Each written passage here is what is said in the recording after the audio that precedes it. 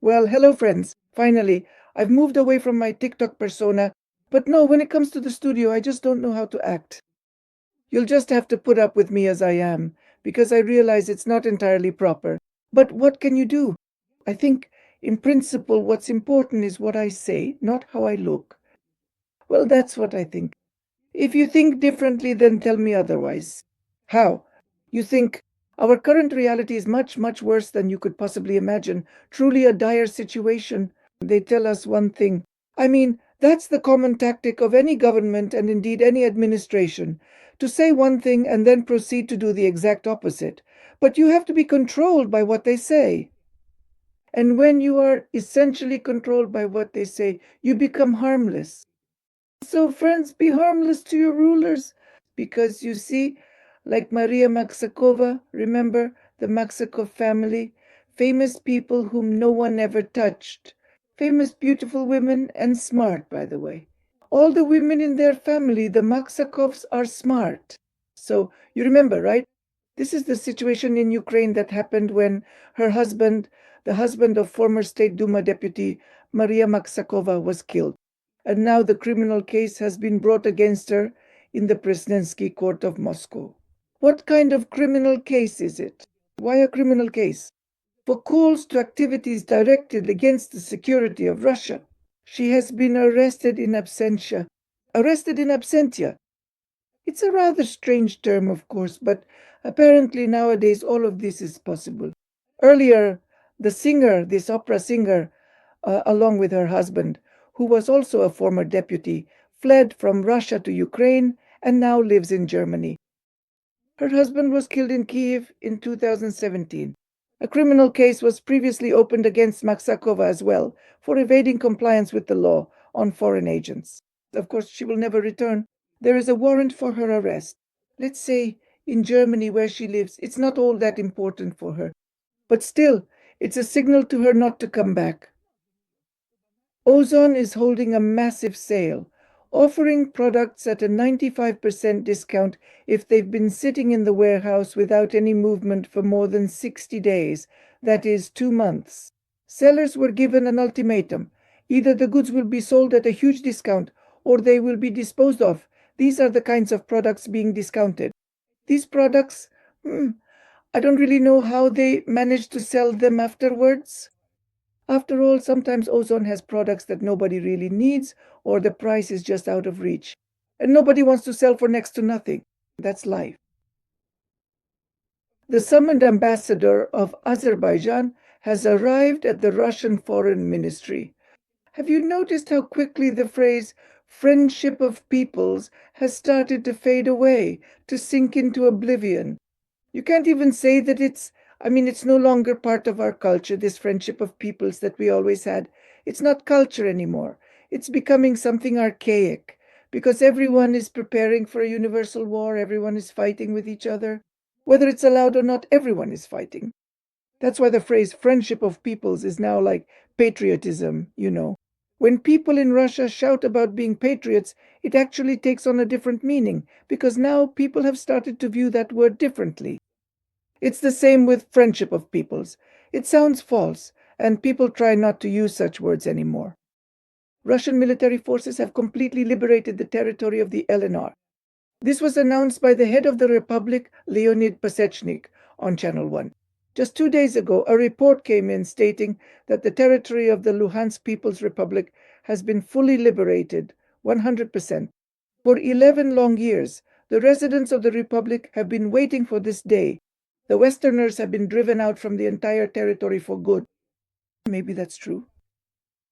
After all, when we talk or read the news today, we write down two, keep one in mind, right? So it's like we kind of believe it, but at the same time, we want to see what happens in 3 days. And what will they say in a month? And what will it be like in a month? Then maybe the Westerners are sitting there again, right? That's the situation in Russia. On the one hand, it's kind of interesting, but on the other hand, it's unclear what's really going on. Sometimes, of course, people refer to others from different republics in some way. And I, for example, might not know this person, and I don't know what to call them. There's this Latvian, probably a public figure, I suppose, Liana Langa. In the Russian press and media, she is called a Nazi Russophobe. She stated, "If the enemy comes, then there should be a barrel sticking out of every window in Latvia." Of course, maybe it could be a hazel branch sticking out or flying, but a barrel, if the enemy comes. But how does he come? Does he come on foot or what? You see, now the attitude is completely different.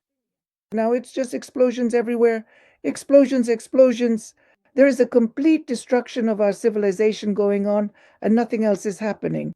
That is, you can't say that someone is fighting somewhere. No, friends, it's just systematic destruction. Destruction is happening in the Arab East. Soon our Caucasus will be set alight as well. You see, now Azerbaijan and Russia have started to quarrel. Aliyev was being actively invited. Even Patriarch Kirill went to him to bring him for the May holidays, for the victory parade. But Aliyev refused because such a trip to Russia could have cost him his life, just a simple poisoning. He might not have come back. And when you know this, and he is a product of our Russian system, he graduated from MGIMO, he was raised within this system, so he knows everything very well. He grew up among those who are now in power. He understands that he wouldn't return alive. That's why, friends, the quarrels have begun. After Aliyev refused to go, various disputes started. Suddenly, out of nowhere, an Azerbaijani was killed in one of the Siberian cities. First, two young men, then someone else was shot. And possibly this could have gone on endlessly. But here, the Azerbaijani leader made his position clear and expressed his disapproval of such matters. Now, exchanges of diplomatic notes between embassies are beginning. What will this turn into? It's like a game of football back and forth. But after all, Azerbaijan is completely under Turkey's umbrella. That is, Turkey is the guarantor that Russia will not attack Azerbaijan. But Iran, it's actually part of Azerbaijan. Persia, as it stretches toward Azerbaijan, ends with what is called Greater Azerbaijan. In other words, this land is larger than our current Azerbaijan, the former Soviet Union, and another part of Azerbaijan remained with Persia. So at some point not so long ago, in Stalin's time, Stalin divided Azerbaijan into two parts. He created Israel there in the east, and he also divided Azerbaijan. Just don't send me back to some ancient history. No, friends, this isn't ancient history. These are all recent events. And Stalin was imposing the Russian language there, starting from the late 1920s. In 1922, there was a school in Syria with Russian as the language of instruction. That's when Russian began to be actively introduced. The Ilyich light bulb. What is the introduction of literacy? It's about accustoming the Russian people who knew another language and spoke another language, accustoming them to the so-called Russian Cyrillic alphabet. That's where all the Slavic peoples come from. It's all nonsense, it's all a bluff, because the history is so terrifying, my friends. With the complete expulsion of all peoples from all territories, the detained Azerbaijanis were suspected of being involved in the deaths of 40 people. This is how such clashes begin within Russia itself. For what reason? Well, just to somehow put pressure on the Azerbaijanis. Those detained in the case of an ethnic criminal group in Yekaterinburg were suspected of being involved in the alcohol poisoning of about 40 people. The mass poisoning happened in 2021. So why did everyone just put up with it since 2021? What were they, just pushovers or something? How is that possible? So they carried out a mass poisoning in 2021. Let's assume that's true, friends. I'm not discussing this issue right now. I simply don't know about it. Let's just assume that's the case. So then what's the issue? Why wasn't it investigated since 2021? But now when Aliyev refused to go to Putin's Victory Day parade, in other words, basically ignored it, refused. Well, it wasn't exactly a slap in the face, just a political decision. So in this case, now they've started to go after Azerbaijanis right in Russia itself, accusing them or just trying to imprison them. In other words, trying to hurt Aliyev from afar. Those detained in the case of the ethnic criminal group in Yekaterinburg are suspected of being involved in poisonings, in the poisoning of 40 people with alcohol. The suspects in the case of the ethnic criminal group in Yekaterinburg may be involved in the mass alcohol poisoning in the Urals in 2021. This was reported by law enforcement agencies. The mass poisoning with counterfeit alcohol occurred in the Orenburg region at the beginning of October 2021. At that time, the police found a warehouse in Orsk with 1,218 bottles of surrogate alcohol, as well as a bottling station equipped with machinery and empty containers. Methanol was found in samples of the seized alcohol. According to experts, in some patients the concentration of the substance exceeded the lethal dose by 5 times. So what's the issue then? I'm saying, let's assume we believe that's the case. But what about 2021? What happened then? Tell me. Why weren't they arrested back then? Why didn't this case come up then, but only now? Onion rings imported from Russia to Azerbaijan turned out to be contaminated. Pathogenic bacteria were found in 639 kilograms of onion rings imported from Russia by Miratorg LLC and produced at the Miratorg Zapad facility. So they started, it's funny, isn't it? They slipped in methanol. Those ones slipped in pathogenic substances. Everyone's trying to plant something on each other. It's not just funny. It's like being in kindergarten. So does that mean politics is funny? It's not even like virtual games. It's something even more primitive. According to the official Food Safety Agency of Azerbaijan, comprehensive laboratory tests of the carefully selected samples revealed the presence of various microorganisms in the products that are indeed dangerous to human health. In strict accordance with current legislation, a definitive decision was made to destroy the entire problematic batch of goods. When it comes to getting their arrested criminals out, any means are fair game, from taking journalists hostage to finding pathogenic bacteria in Russian products. See, they've started. I'm giving you this information from Russian media right now. The head of the Russian community of Azerbaijan, and at the same time a puppet member of the country's parliament, Mikhail Zabelin, wrote an open letter in which he supported the anti-Russian actions of the Azerbaijani leadership. Azerbaijan is giving us a lesson in how to use its own diaspora in Russia for its own interests and how to force the Russian diaspora on its territory into obedient cooperation. Well, actually, in this case, he spoke precisely in Russia's interests. That is, he demonstrated how, in Russia's interests, one can, let's say, ambiguously condemn the actions of the Azerbaijani government. In other words, maybe you could say he did it in a roundabout way. On the one hand, it seems like he didn't really say anything. On the other hand, he praised the Azerbaijani community. He actually emphasized the right points.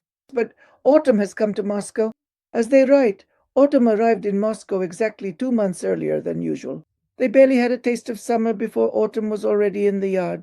There's a lot of talk now about MI6, about the fact that it's currently headed by a woman, and this woman has a Russian last name. She is, so to speak, originally from Russia. Well, here's more news on the same topic. The grandfather of the new MI6 chief worked for the Nazis, but she was never acquainted with them, the agency claims. The British Foreign Intelligence Service, MI6, was quick to state that the family history of the future head of the service, Blaise Metreveli, will not affect her work. Well, so it supposedly won't affect it. She's not actually Metreveli. She has I can't really say it's Ukrainian, it's more of a Jewish surname, Dobrovolskaya, I think that's her name. It's more, yes, a Jewish surname rather than a Georgian one. But it's hidden under the surname Metreveli. So what, friends? If you dig a little, you'll see that outwardly she's Metreveli to everyone, not someone with a different surname. The leader of North Korea, Kim Jong-un, met with the Russian Minister of Culture, Olga Lyubimova, and together they attended a concert dedicated to North Korean soldiers who fought against Ukrainian Nazis in the Kursk region. This is not the level of Kim Jong-un to meet with the Minister of Culture and attend such events. At first glance, this is not his level, so let's think about why. Why did North Korean leader Kim Jong-un suddenly attend a concert together with Olga Lyubimova? And Olga Lyubimova is widely known as Vladimir Putin's illegitimate child. It's simple, an illegitimate daughter. That's why they attended together. That's the level. He was with Putin's daughter, not just the Minister of Culture. He attended the concert with Putin's daughter. Do you feel it? See the difference? When you know one thing, everything else falls into place. The Iranian parliament has passed a law banning the use and import of Starlink into Iran. In Iran, using Starlink can get you up to 2 years in prison. For importing Starlink into Iran, you can get from 5 to 10 years, depending on the number of terminals. Israeli agents in Iran use Starlinks to organize attacks inside the country. Penalties for cooperating with Israel have also been toughened, up to and including the death penalty. Penalties are also being increased for posting information about strikes on Iranian targets and for spreading fake news about Iran. Penalties are also being increased for actions aimed at dividing Iranian society. It is quite logical to tighten the screws in light of the exposed failures of Iranian counterintelligence before the recent war. Of course, all this is just gossip for the public, although in a way it is also official information. But if you look at it from one side, from the people's perspective, from the bottom up, we see that these are the official data. But if you look from above, so to speak, from a historical perspective, then maybe things become a little clearer. Iran is Russia. Stalin divided Greater Persia, Azerbaijan, and Iran. He divided them. And in Iran, it has always traditionally been Stalin's grandchildren who ruled. In Iraq as well, Stalin's grandchildren, and in Libya too, Stalin's grandchildren. And in Israel, Stalin created Iran. Stalin created Iraq. Stalin was creating Israel. Stalin was Jewish by nationality and was creating Jewish states. Stalin was from the Rothschild family, a kind of ritual child who was somehow crippled at birth. Specifically at birth, he was already born crippled in his mother's womb. But whose doing is it that he ended up crippled in his mother's womb? Friends, that's already, well, come to my channel. Anyone where we can have a private conversation. I'll tell you, it's all very simple. These aren't such wild thickets that are impossible to understand. It's simple. I just want to tell you, but I don't want to do it here.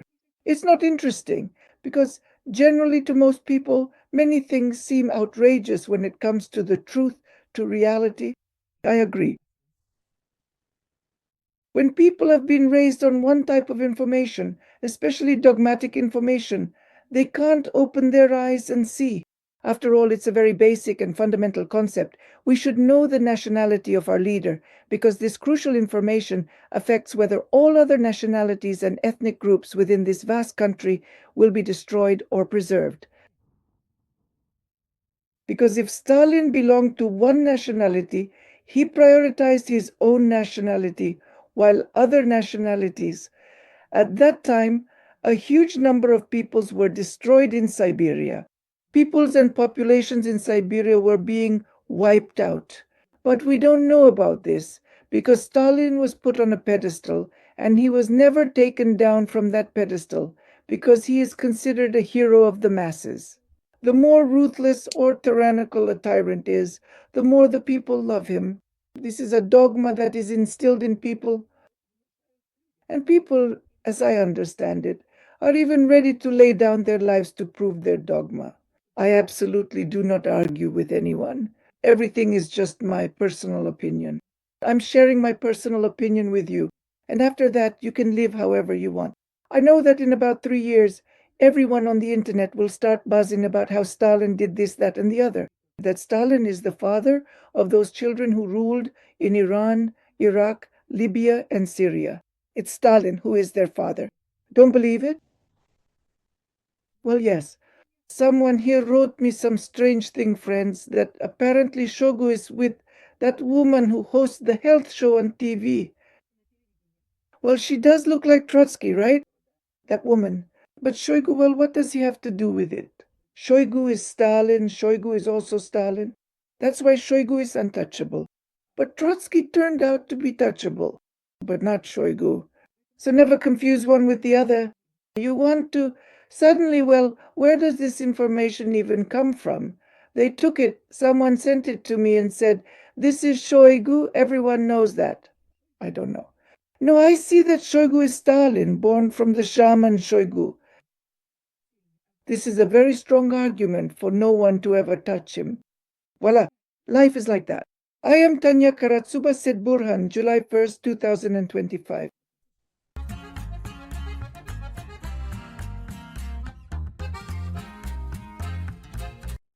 Friends, I have found a new platform for posting videos. In Russia and possibly in other countries, YouTube channels, YouTube programs are currently unavailable. Unavailable. This new platform is called Newsrocks, which allows you to post videos without censorship. No, of course, nothing illegal should be posted, as I understand it, but basically there is no censorship. I have started to get familiar with this platform. Right now, I'm promoting myself on this platform. Come join if you also want to post videos and have people watch them somewhere other than YouTube. Come on in, start your own channels. I will soon share a link to my profile on this platform. That is, my website will be there. My website along with my videos. Come visit, subscribe, leave a comment. Let me know how it works for you.